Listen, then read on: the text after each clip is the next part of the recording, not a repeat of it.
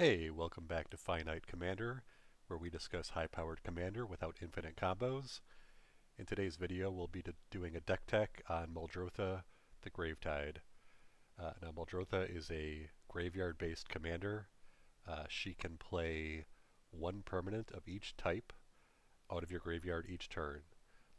So early game, you can bring back your fetch lands, and throughout the game, you can recast your creatures, your artifacts, your enchantments to grind out value.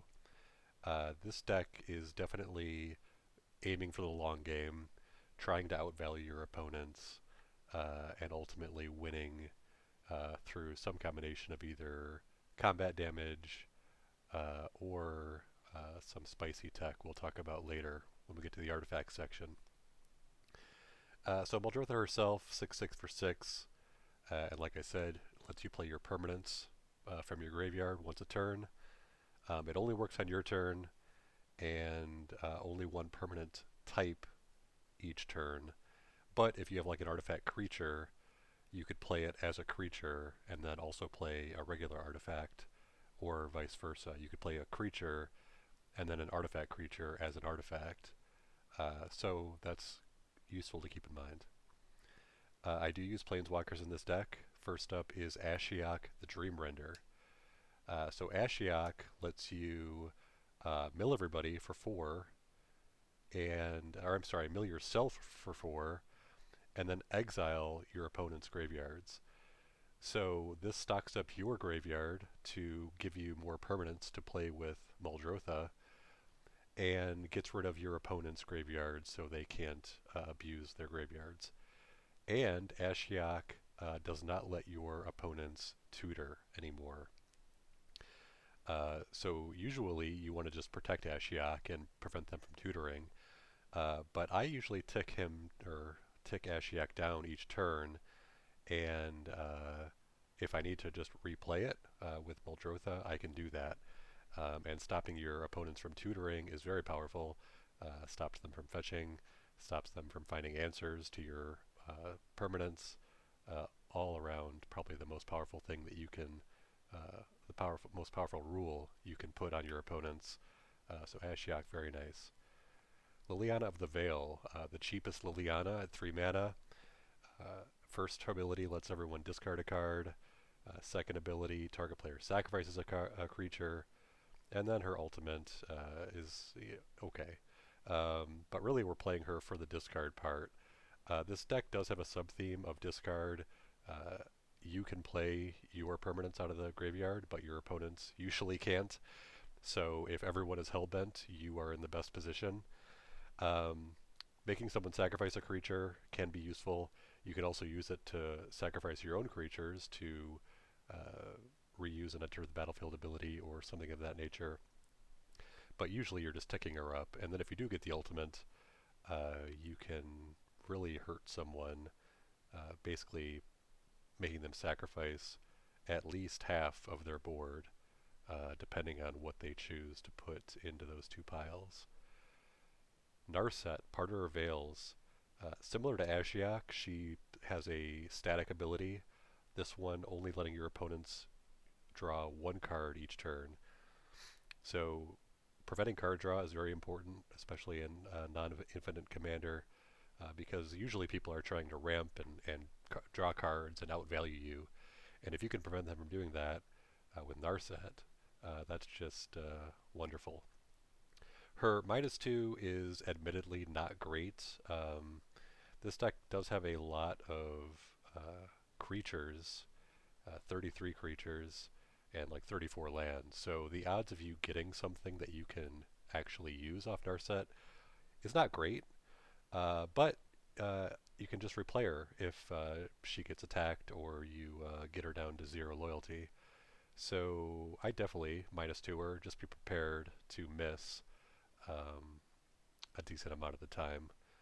But and the cards do go on the bottom of the library, not in your graveyard, so it's not like you're stocking up your graveyard with her. But still, just for that card denial, very nice. Oko, Thief of Crowns, probably the most powerful planeswalker in Commander, just for his second ability, letting you turn your opponent's commanders or problematic creatures or artifacts into a 3/3 elk. He was so powerful he got banned in standard, and I think maybe a couple other formats, but still legal in commander and very good at shutting out commanders especially. Of course, they can just block with it, but block with the commander and then recast it. But they have to, jump through those hoops to get access to their commander again. Creating food tokens is fine, and exchanging control of a food token for, a small creature or a soul ring or something of that nature can be a nice trade. So I've definitely used that, but the main thing he's there for is to elk creatures and artifacts occasionally, but usually creatures and usually commanders. Expect this thing to get attacked from all sides, but again, you can just recast him from the graveyard. And then Teferi, uh, you get to activate Teferi every single turn, so once a turn on everyone's turn. His first ability lets you draw cards and discard cards, so it lets you stock up your graveyard, and usually the cards you're discarding you can just play later with Muldrotha. His -3 is a nice protection ability, something attacking you, you can just phase it out. And then if you can get him to his ultimate, taking 2 extra turns is never a bad deal. So next up, the creatures. Baleful Strix, just a nice good stuff creature, great defender with that death touch and replaces itself. Birds of Paradise, probably the best mana dork, taps for every color. Burning Rune Demon, so this is a brand new inclusion out of Kaldheim. 6/6 for 6, and when it enters the battlefield, you can tutor for 2 cards with different names, and then your opponent picks one of them, and it goes into your hand, and the other one goes in your graveyard. So you just pick 2 things, 2 permanents, and either way, you're going to be able to play both with Muldrotha and just casting it from your hand. So a tutor for 2 cards for 6 mana, and you get a 6/6 body with flying. Very nice, very useful, and I'm looking forward to testing this out. Consecrated Sphinx, just amazing card draw. If it doesn't die immediately, you will draw a ton of cards off Consecrated Sphinx. Everyone will want to kill it, but if it survives, it's definitely worth 6 mana. Deathrite Shaman, another great mana dork. Again, he uses his abilities to exile stuff from your opponent's graveyards. So even if you're not using it to ramp, you can use it to hate out instant sorceries and creatures from your opponent's graveyard so they can't use them. And you get a little life, or your opponents lose a little life. It's just makes it a little bit better. But usually just used to be a mana dork, but it's nice to have those extra abilities as well. Demon's Disciple. So this is a kind of a set. So I've got Demon's Disciple, I've got Plague Crafter, and that might be it. I used to play like Merciless Executioner, and there was one other one, but just these 2 right now. When they enter the battlefield, everyone sacrifices a creature or a planeswalker. You just sacrifice this, they sacrifice a creature or a planeswalker, and then you cast them again with Muldrotha, and you can cast them every turn if you have Muldrotha in play, quickly depleting your opponent's boards. They can respond to the trigger, so they can destroy Demon's Disciple with the trigger on the stack, forcing you to sacrifice something else, but usually you have other creatures you can sacrifice and just recast as well. Definitely a good card in this deck, just depleting the resources, clearing the board, and getting you further and further ahead. Doom Whisper, 5/5 for, or 6/6 for 5, Flying Trample. Pay 2 life, Surveil 2, which lets you look at the top 2 cards of your library, and you can put them in your graveyard or back on top of your library in any order. So again, obviously with Muldrotha, you can just use this to stack up your graveyard, dig as deep as you need to, or just pay 2 life once a turn or once whenever you feel like it to look at the top 2 cards of your library, and if you don't like them, put them to the graveyard and look for 2 more. You can run out of life pretty quickly using this, but it's definitely worth it to stock up your graveyard and make sure you draw the cards that you need to draw. And then it's a 6/6 flyer with trample for 5. Very pushed card, very nice card for this deck. Eternal Witness, just a great good stuff card. Um, we can we can get back all permanents from our graveyard just with Muldrotha. So you usually want to use this to get back instants and sorceries. But you can bring back another permanent as well, especially if Muldrotha is dead or the commander tax is getting too high. But overall, just a great card in any green deck, and definitely a great card in this deck as well. Fiend Artisan. This lets you sacrifice another creature and pay X, and then you can search your library for any creature with converted mana cost X or less and put it into play. And then, of course, with Muldrotha, you can recast the creature you sacrificed using her static ability. And Fiend Artisan gets bigger the more creatures in your graveyard.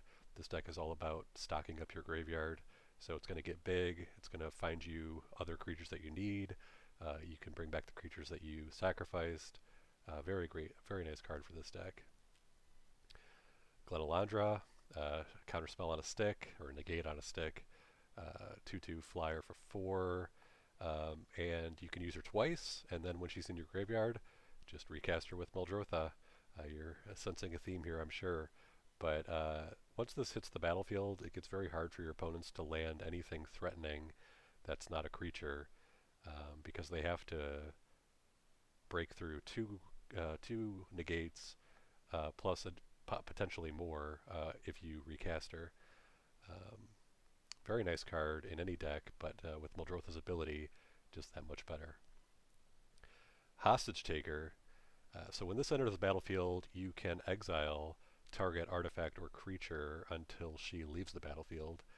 And then while it's exiled, you can cast it yourself, and you can use your mana to pay any of its mana costs. So this is very nice. You can just use it to target commanders, and most people will just put it back in the command zone, so it's not like you can actually steal commanders with this. Although it does happen from time to time, especially when the command tax is getting too high. But usually, you're taking a Soul Ring, you're taking, some value creature, or, some big giant creature that's causing you problems. We'll bring it over to your side. Or just exile it and don't worry about it. And then when Hostage Taker dies, you can just cast her again and take something else. Definitely you want to target stuff that you can cast yourself, but in a dire situation, you can just temporarily exile it and hope that nobody kills Hostage Taker until you get your turn again and untap and then cast it. Hull Breacher. Hull Breacher's amazing hate bear. Has flash when it comes into play. Prevents all card draw that your opponents have except the first card they draw, and you get that card draw as treasures instead. Amazing card. Again, preventing card draw is the name of the game in Commander. Drawing cards is probably the most powerful thing any deck can do, maybe other than tutoring. So preventing that is great, and doing it at flash speed is even better. Again, you can't cast things from the graveyard on other people's turns with Muldrotha, so you can only use that trick on your turn, but you can bring it back on your turn with flash, or just sorcery speed on your turn, just to make sure that the other opponents can't keep getting more and more cards in their hand while you're trying to make them discard them or just deplete them of resources. Kakusho the Evening Star. So this is, I think, one of our only ways to gain life in the deck. But if you pair this with a sacrifice outlet, you can quickly run people out of life and out of the game. And it is the old templating where everyone loses 5 life and you gain all that life. So it's not like they lose 5 life and you gain 5 life. Usually they all lose 5 life and you gain 15 life. So it's a huge swing, and it's a 5/5 flyer. So it's a threatening creature as well, but mainly played for that life gain. Definitely comes in handy. You always want a way to gain life because people will be attacking you throughout the game. Mind Slicer. Speaking of ways to make people hellbent, This is probably the best way to do it. You need a sacrifice outlet, or you can just throw it out there and no one will attack you ever again because they don't want to discard their hand. But if you have a sacrifice outlet like Fiend Artisan or something else, you can force the issue and make everyone discard their hand. You can play most of your deck out of your graveyard. Odds are your opponents can't. So they're stuck in top deck mode. Meanwhile, you have all of your resources available to you. So this is not a downside at all, and makes your opponents play a much harder game than you're playing. And you can bring it back and threaten to do it again. So very nice card in this deck. Nezahal, 7/7 for 7, basically Mystic Remora. Can't be countered. It's a Reliquary Tower, so you have no maximum hand size. And whenever your opponent casts a non-creature spell, you draw a card. The card draw is mandatory, so rare situations that might become an issue. But then it can protect itself by exiling or by discarding 3 cards and exiling him. And again, you can replay most of the cards you're going to discard to protect him. So discarding is not really a problem. And drawing all those cards throughout the course of the game is definitely going to put you over the edge and make it much more likely you're going to win. 7 mana is quite a bit, but I think Nezahal is definitely a nice card in this deck, just because you can not suffer the discard part, or you can still cast those cards that you discard for the most part, and then drawing all those cards is great. Notion Thief, just like Hull Breacher and Narset. Yeah, Narset. Preventing that card draw. We're making the discard cards. We're making sure they can't draw more cards than 1 card a turn. This will make the game much easier to manage, make it last much longer, which lets you grind out that value. Some people, like I mentioned in the Kenrith video, some people don't like these types of cards, which you probably then won't like Mind Slicer either. But you're trying to force your opponents to play your game, which is playing out of the graveyard, playing a slow, grindy game, and Notion Thief is definitely going to ensure that happens.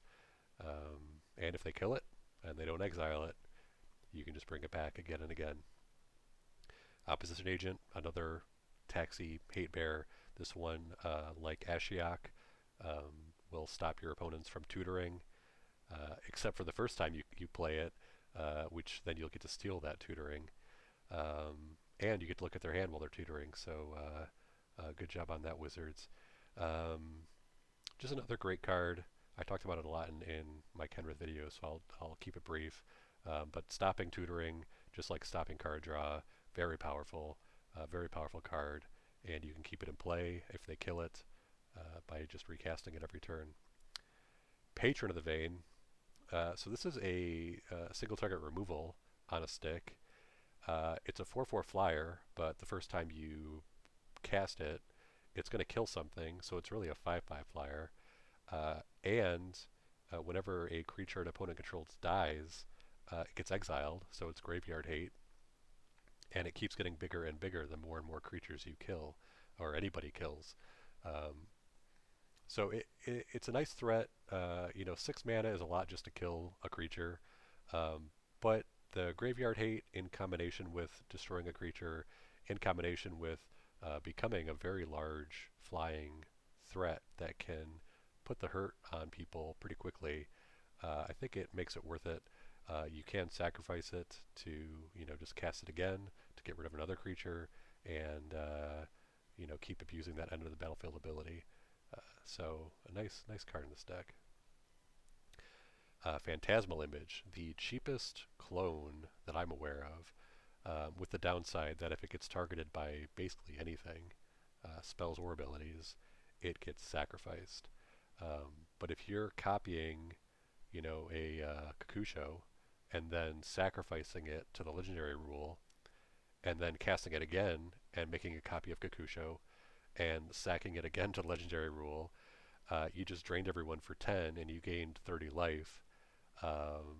and you can copy anything. It's not just your creatures. You can copy your opponent's creatures, copy commanders for 2 mana. And if it dies, which it probably will, you can cast it again for 2 mana. So very nice card. This card is involved with an infinite combo, but obviously we don't take part in that. But just by itself, great card, 2 mana clone. You can't beat it. Playcrafter, just like Demon's Disciple that we talked about earlier, same thought process, but this one is even better because if they don't have a creature or a planeswalker to sacrifice, you've run them out of everything, then they have to discard. So it has that backup condition to ensure that you get some kind of value out of the ETB. So just another great card, play it every turn, and watch your opponents cry as you run them quickly out of creatures, planeswalkers, and cards. Rankle, flying in haste, 3/3. When he deals combat damage, you can make everyone discard a card, you can make everyone lose a life and draw a card, and you can make everyone sacrifice a creature. So usually I'm at least making everyone discard a card, but you could also make everyone sack a creature as well. Like if you have some other, you have Kakusho in play, or you have some other end of the battlefield ability that you want to reuse, just sacrifice it with Rankle, and then next turn do it all again. Um, the lose one life and draw a card. Very, very rarely would I use that. Maybe if you had a Hull Breacher in play, then it just becomes everyone loses a life, you draw a card, and you put 3 treasures into play. So that makes it much better. But usually you don't want to be giving your opponents cards if you can help it. But from time to time, especially if you're in a dire situation where you're running out of resources, it might be worth it to use that ability as well. But you get to pick every time, and usually you can attack at least one player in the air, and they won't be able to block. So easy to get the trigger, and very impactful. So I really like him in this deck. Razaketh, the Foul-Blooded, 8 mana, 8/8 flying trample. He's a big demon, um, but he's very strong. He's a sacrifice outlet, and he's basically a demonic tutor as much as you want, as many creatures as you have, and as much life as you have. So this can very quickly set up a amazing board position. You can always, get Kakusho to gain you back to life. You can just get a bunch of your little creatures and cast them, sacrifice them to Razaketh, and get another creature and keep going. And of course, it's not just creatures; it's any cards. You can get your lands. You can get counterspell, or whatever you need. So Razaketh is very expensive. 8 mana is the top end for this deck, I'm pretty sure. But we are going for the long game, so 8 mana is definitely in the realm of possibility. And when we get to the land section, you'll see that we have ways to definitely pump out the mana. So really like him. Pairs well with Phantasmal Image. Well, no, he doesn't. I was going to start talking about the infinite combo, but that's not the purpose of this deck. So we don't use these two together, but he pairs well with anything in your deck and just sets you up for whatever you need. River Kelpie. So this is an interesting card, and pairs very well with Muldrotha's ability, which basically River Kelpie has Persist itself, and whenever any player, so you or your opponents, casts a spell from a graveyard, you draw a card. And whenever a permanent enters the battlefield from a graveyard, you draw a card. So if you have Muldrotha and this in play, you can play a fetch land from your graveyard and draw a card, and then you can cast a creature from your graveyard and draw a card, and recast an artifact and draw a card, etc., etc. If it dies, when it comes back with Persist, it gives you a card. And your opponents, if they are, flashing something back, or somehow getting stuff out of their graveyard back into play, you get to benefit from that as well. Unfortunately, when he first comes into the battlefield itself, you don't get a card but pairs so well with Muldrotha's ability that it would be a shame not to play it in this deck. Uh, and you don't really see River Kelpie that often, so I like a pretty unique card. Seems so synergistic with Muldrotha, so definitely like him in here. Sakura Tribe is just a basic land ramp, but it sacrifices itself. So with Muldrotha, you can recast it every turn and get all your basic lands out of your library. You do have so many creatures that that's probably not going to be the best play. But early game, if you're somehow able to ramp out Muldrotha quickly, it might be one of the only creatures you have in your graveyard. So, why not just keep ramping every turn? Shieldred, wonderful predator, Praetor. 7 mana is on the high end, but she goes with the theme of making your opponents sacrifice everything that they control, and then you get to bring back a creature for free in your upkeep. And she has Swamp Walk, which we play Urborg in this deck, so we can make her unblockable for everybody. But plenty of people just play, regular old swamps or dual lands that are swamps. So usually you can attack somebody with no fear, but her triggered abilities are just incredible. And you can always just replay her if it dies. So very nice card. Really like it in this deck. Sidisi, the Undead Vizier. This is another tutor, a permanent tutor, or a tutor that is a permanent. When it comes into play, you can exploit a creature. So usually you're going to exploit Sidisi itself, so that you can recast it again if you want to. But you can also exploit other things if you want to recast them instead, and then keep Sidisi in play as a 4/6 Death Toucher. But this is just another way to tutor out of your deck on a permanent, so you can keep recasting it over and over again. Siren Stormtamer. This is a protection piece for Muldrotha or your graveyard, because for 1 blue, you can sacrifice Siren Stormtamer and then counter a spell or an ability that targets you or a creature you control. So obviously you can target anything that's targeting Muldrotha to kill her and counter that. But a lot of graveyard exile is targeted on the player. So if someone tries to target you with graveyard exile, then you can counter that as well. So it pulls double duty in this deck, but usually it just sits there protecting Muldrotha. And of course, when you sacrifice it, you can just play it again and get that shield back online for Muldrotha to have in the future. Usually people just won't even bother wasting removal once you have this in play, unless they're really in it to kill Muldrotha and they're willing to spend 2 cards to do it, which then you're up in card advantage. So a good deal for you either way. Spellskite, basically the exact same thing. Can't really protect your graveyard, but you can activate the ability without paying mana, just by paying 2 life. So usually it gets exiled.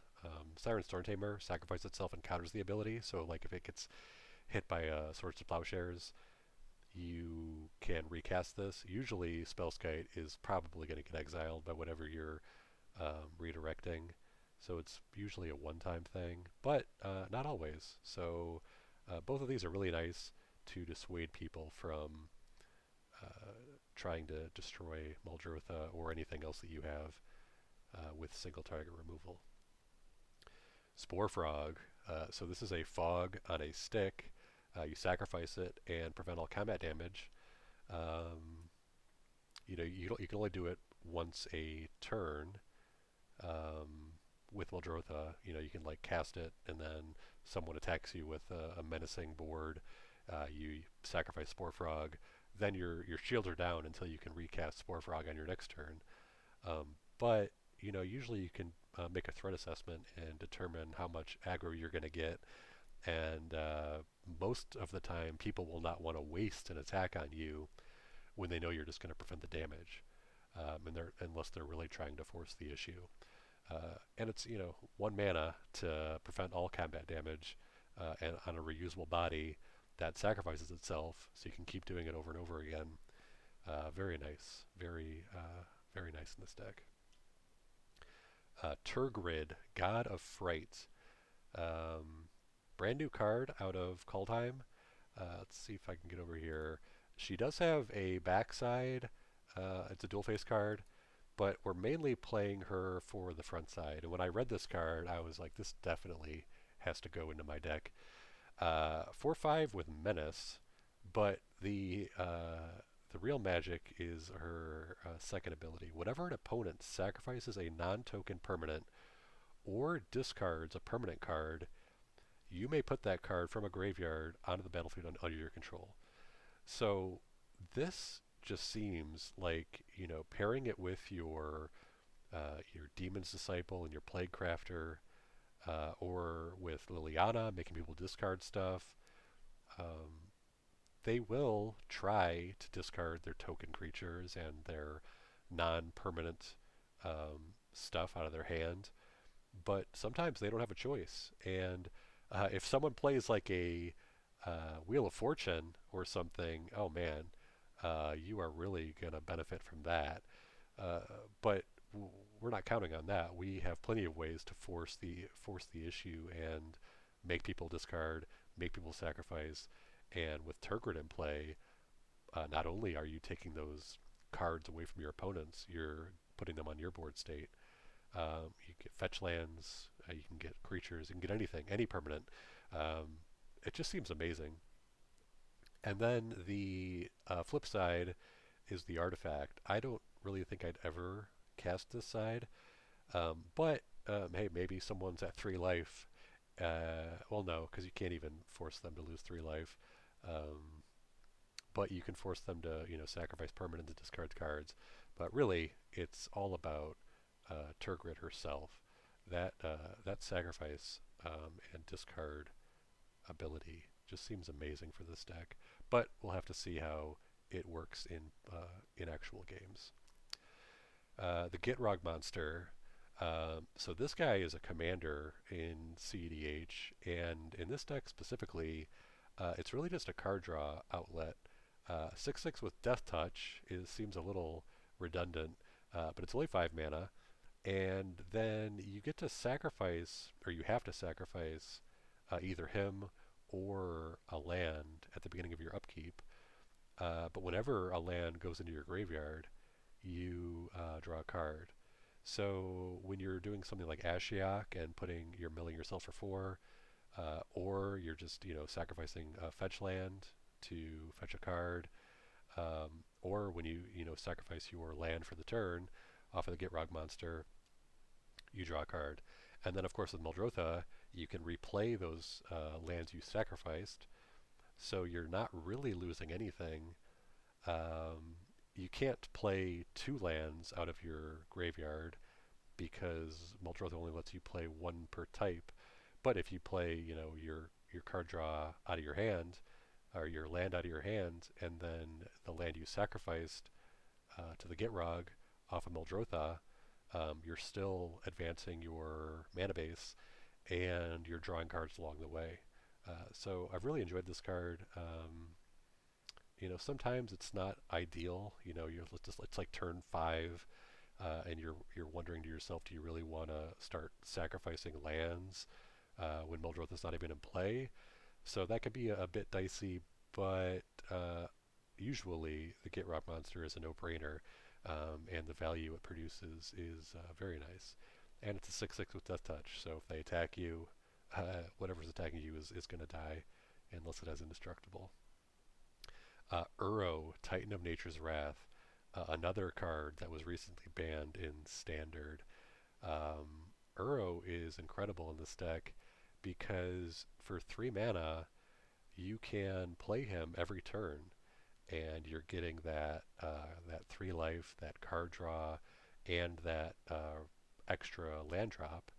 Um, you can't escape him to actually put him into play permanently, um, but exiling 5 other cards, I mean, you usually can exile 5 lands or some very unimportant creatures or whatever. But I just like casting him every turn off Muldrotha's ability, and then just putting him right back in the graveyard to do it all over again. It's a great early gameplay, and then it's a great value play with Muldrotha. So very nice. And then when you really want to turn up the pressure, just escape him, and then you got a 6/6 that's activating the ability every time you attack. And then last but not least, Wood Elves, just a nice land ramp option. It gets forest cards, they come to play untapped, and then if you can sacrifice it, or it dies, or block something and it dies, you can cast it again and ramp another forest. So onto the sorceries. Only 3 sorceries in this list. Um, Demonic Tutor is just too good not to play. If it gets milled, too bad, so sad. But if you draw it, hey, you can tutor for anything you like. Life from the Loam lets you bring your land cards back from your graveyard to your hand with Dredge. So you can dredge, milling your deck, bring your land cards back, replay them. This works very well with the Gitrog monster. But regardless, you're stocking up your graveyard. You are guaranteeing your land drops every turn with fetch lands. And yeah, and if you mill it, it can just dredge itself back. So very nice card in this deck. I really like it. And then Scapeshift. This sets up our perfect mana base, um, which I'd have to talk to them about the mana base. I'll just jump down there real quick. So what you're trying to do, or your like end game play, is you want to get Cabal Coffers, Command Beacon, probably Gaia's Cradle, Urborg, and then some other Rainbow Lands or whatever. But if you get those 4 in play, Command Beacon, first of all, lets you completely avoid commander tax. So Muldrotha will always only cost 6 mana. Because what you do is you have Command Beacon in play, and then you sacrifice Command Beacon to move Muldrotha from the command zone to your hand, cast her, and if she doesn't get countered, then replay Command Beacon from your graveyard to set it up all over again for the next time that she dies or gets exiled or whatever. Cabal Coffers with Urborg generates a huge amount of mana, 1 black for every swamp you control, which is going to be every land you control with Urborg. So that can really help you ramp out some big power plays. And then Gaia's Cradle, we have so many creatures, this is going to tap for a lot of mana too. So going back up to Skyshroud Claim, or I'm sorry, Scapeshift, when you cast it, um, they have to decide whether they're going to counter it or not. It's not like you sacrifice a bunch of lands and then they counter it. So you cast Scapeshift, and if it resolves, then you sacrifice at least 4 lands, but as many as you want, because remember, you can always just replay your lands out of your graveyard with Muldrotha. I wouldn't go too crazy, but you could easily sacrifice like 8 lands. They do come into play tapped, so make sure you tap them for mana before you sacrifice them. But then setting up that land combo, quote unquote, it's not a combo, not an infinite combo, but setting up Cabal Coffers and Urborg and Command Beacon, and then a bunch of Rainbow Lands or whatever other lands you want, Gaia's Cradle, it just really just skyrockets your mana. So every time I've cast this, I've been very happy, as long as it doesn't get counterspelled. Instants, again, only 2. We're very focused on permanence in this deck, but Cyclonic Rift is just too good not to play, and Vampiric Tutor, again, too good not to play. Tutor for anything in your deck. I have put counterspells in and out of this deck, and it is nice to have those counterspells, but a lot of the times we're discarding our hand to like Mind Slicer or Lion's Eye Diamond or whatever, so you can't always keep instants in your hand. So I try to just lean more heavily on the permanence and, just this is just not a reactive deck. It's a proactive deck. It's forcing your opponents to be hellbent or lose their board state. Um, so very light on the instance, but the two we play are must-haves. And you can get them back with Eternal Witness. So that's always nice as a fallback option if you milled them or whatever. Artifacts. So we got the mana rocks. I won't talk about them. Expedition map is a nice, repeatable way to get any land. So again, get your Cabal Coffers, get your Urborg. It is a little slow, 3 mana every time you cast it from your hand and then activate it, and then cast from the graveyard and activate it. But it's repeatable land ramp for any land, not just basics. So I think it's definitely worth it. Lion's Eye Diamond, this is definitely an all-in card, but for this deck, because we don't play very many sorceries and instants, it's basically Black Lotus. Not Jeweled Lotus, Black Lotus. Add 3 mana of any color and sacrifice your hand. So again, you got to be careful because being hellbent is never good, even if you have Muldrotha in play. But if it's like turn 4 and you drop a Lion's Eye Diamond and then sacrifice it and discard your hand to play Muldrotha, and then she gets countered, you're going to have a very bad time. So definitely be careful with Lion's Eye Diamond, but it's just so much acceleration, and discarding your hand is not necessarily a bad thing in this deck. So I think definitely worth including. Mana Crypt, obviously, Mindslaver. So this is one of our win conditions, and it is such a fun win condition for us. Not a fun win condition for your opponent that you're mind slaving. But for 10 mana total, you can take control of one player's turn, and it sacrifices itself, so you can do it every turn. Um, as you might imagine, turning a 4-player game of Commander into a 2v2 or a 2v1v1 game of Commander, just so powerful. Um, there is a consideration, especially if the game gets down to one, if there's only one opponent left. If you Mindslaver them every turn, my friends feel like that's an infinite combo, even though, probably technically isn't. So depending on how you interpret an infinite combo, maybe you can't just Mindslaver lock someone to death.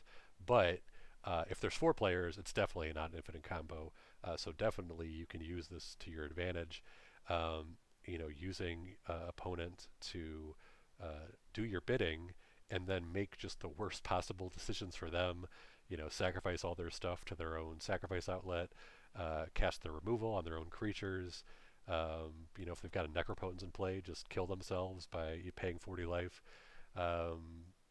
It's a very powerful card, but a lot of mana. So usually you got to set up that Cabal Coffers or Borg situation before you can consistently utilize this. But late game, nothing beats it in this deck for just sheer power of forcing another player to do exactly what you want them to do. Mox Diamond, I said I was going to talk about mana rocks, but in this deck, the downside is not a downside because you discard a land when it comes into play, but then you just play that land with Muldrotha, so you're not really losing anything. And then Oblivion Stone, a repeatable planar cleansing that in rare cases you could use the second ability to put a fate counter on one of your permanents, so when you activate the first ability it doesn't get destroyed. But the joke is, it's a purely defensive Oblivion Stone, but once you cast this, if your opponents are smart, it's going to change every decision they make, because why would they want to just play a Rhystic Study or a creature or anything, really. Why do they want to commit anything to the board when you have an Oblivion Stone in play? So you can really put people in a bad situation where they feel like whatever they do, they're screwed, because if they don't advance their board state, then they're never going to be able to keep up. But if they do, then you just activate Oblivion Stone and destroy everything. So, um,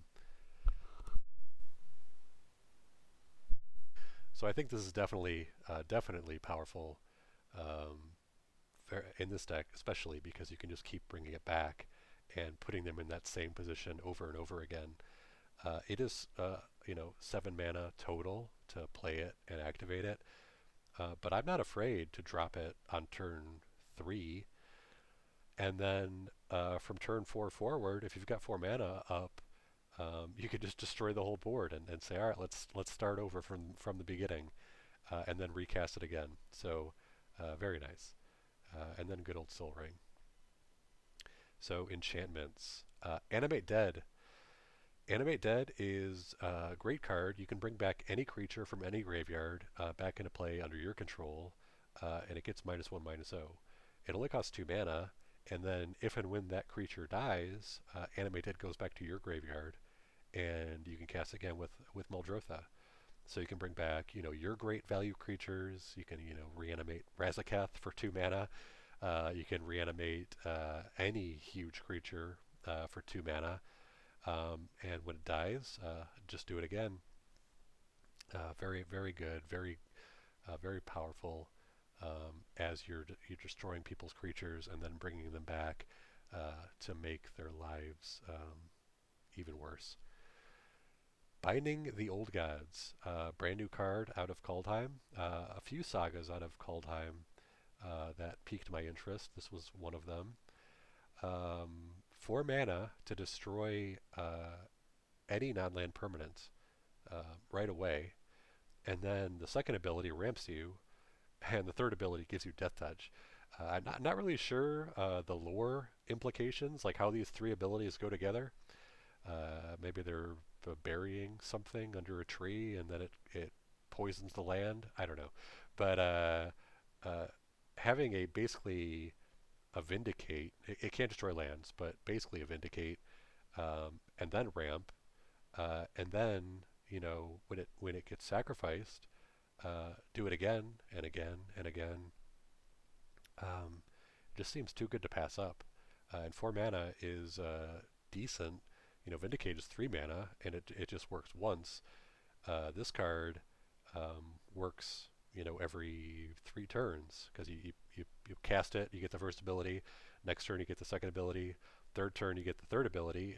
It dies or gets sacrificed, and then you could immediately cast it again and start it over. So I think the first 2 abilities definitely worth it. Third ability, it could be nice, but mainly playing it for that Vindicate ability and the ramp. Always love to ramp. Speaking of ramp, Carpet of Flowers. If your opponents are playing islands, which they almost always are, this is going to get you a ton of free mana for just 1 green. And if it dies, you can just recast it. And if you cast it in your main phase, you can add the mana in your second main phase.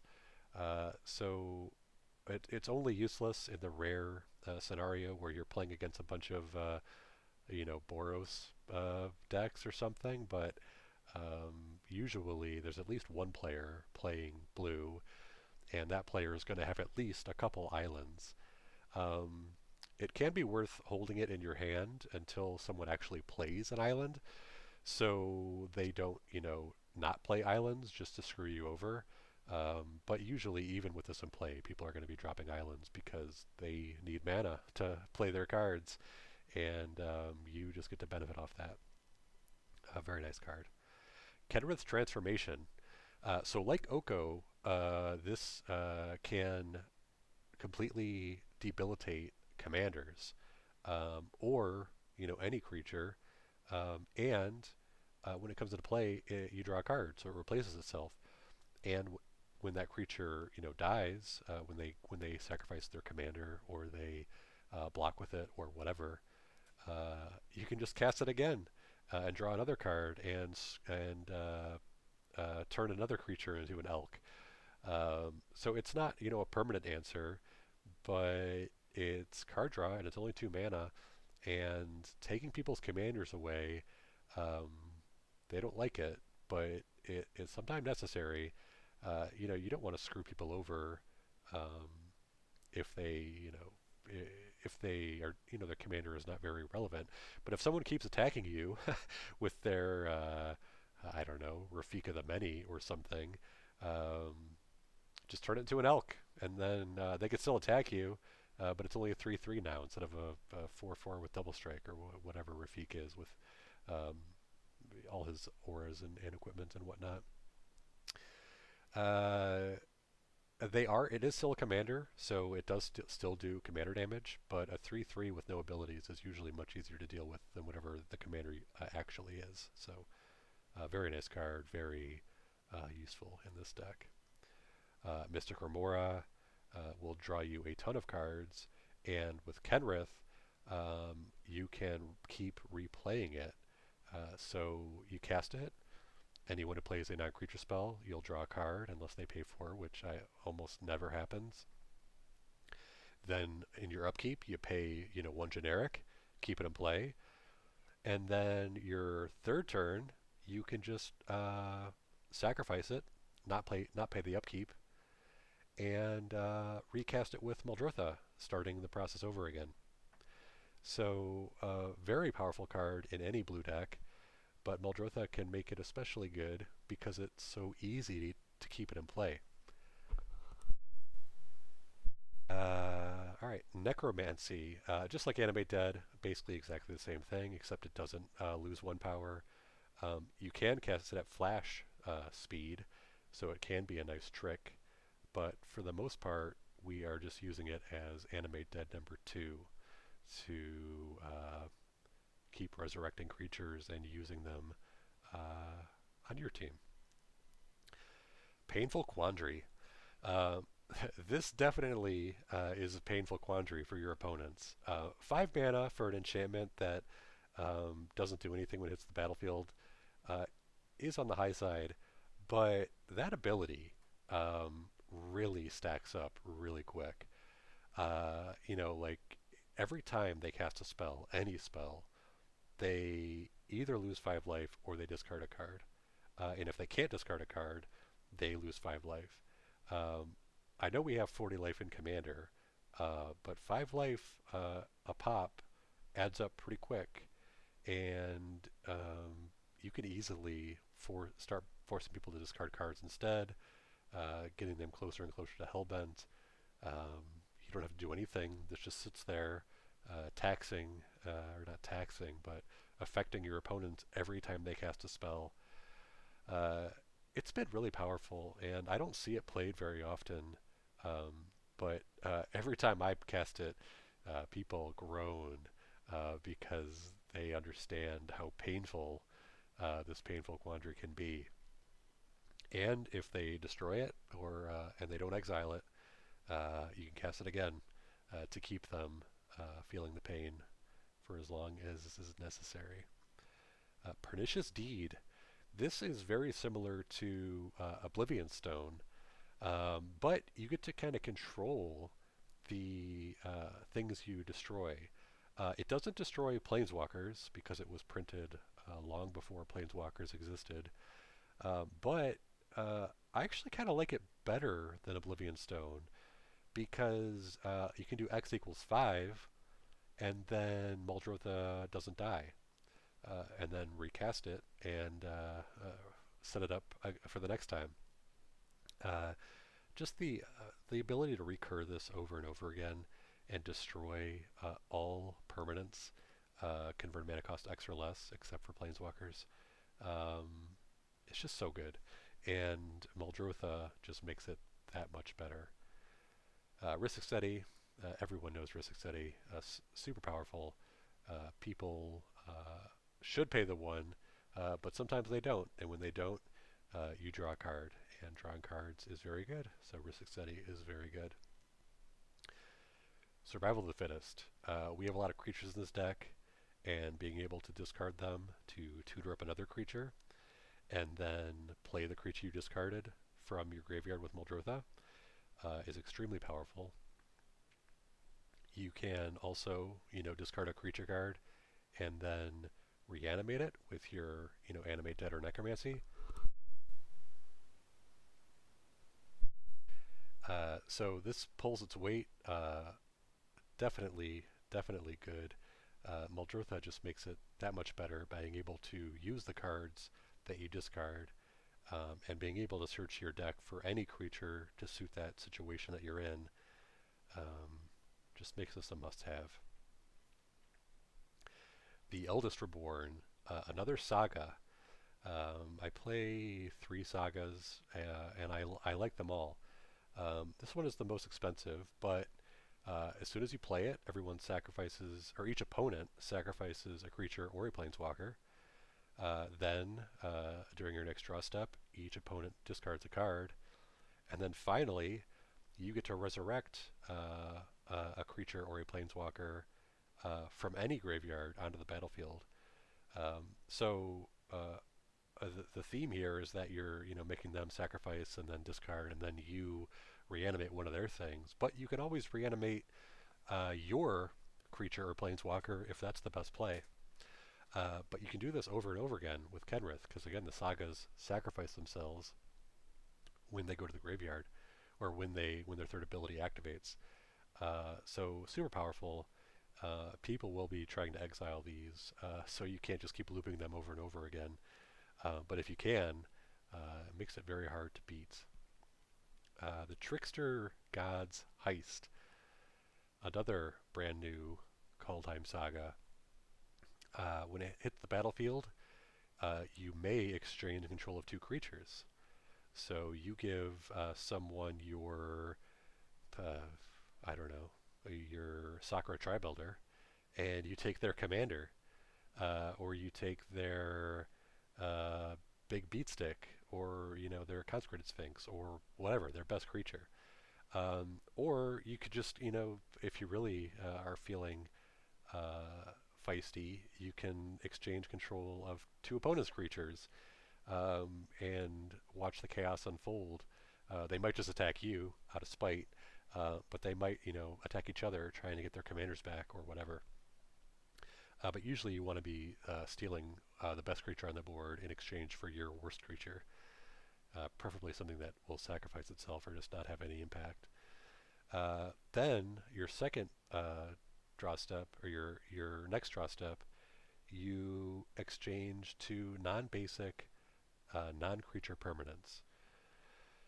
So the obvious play here is to exchange the saga for, a mana reflection or an Exclamation, because it's an enchantment, and Exclamation is an enchantment creature, so they share a type.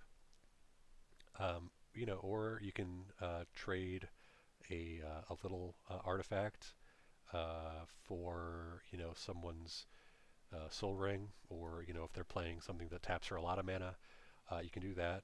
I mean, this is very situation dependent, but it just seems like being able to make these trades is very, very good. But just being able to trade itself away for the best enchantment on the board is good, because then the third ability is target player loses 3 life and you gain 3 life. So, if you trade it away, then your opponent will probably target you with that third ability. But then when they do, or whoever they target, doesn't matter, it goes back to your graveyard, and then you get to cast it again and steal more stuff. So I think this is going to be good. I haven't actually cast it yet, but the shenanigans just seem too good to pass up. So when I read this card, definitely wanted to try it out in Muldrotha. Treachery. This is a broken card, or a good old Urza's. It's one of that cycle of Urza's cards where when it comes into play, you untap the land you use to cast it, and it's a control magic. So you get to control it's an aura, and you control whatever it's enchanting. So again, you steal people's commanders. You still whatever the best creature is on the battlefield, and it's basically free unless they counter it. Um, One thing to be careful of is you have to target the creature when you put treachery on the stack. So if they can sacrifice it or whatever, then you won't get to untap those 5 lands. So just be aware of that. Try to target people that you don't think will be able to respond. But playing it out of your graveyard again for 5 mana, and then if it sticks the second time around, you get to untap those lands again. Especially if you have Gaia's Cradle or Cabal Coffers in play, it can be actually mana positive. So just too good to pass up. Stealing the best creature on the board for free, you gotta love it. And then last but not least in the enchantment category, Zur's Weirding. So this is a a card I would not play in any other deck except Muldrotha. But in Muldrotha, it is extremely oppressive.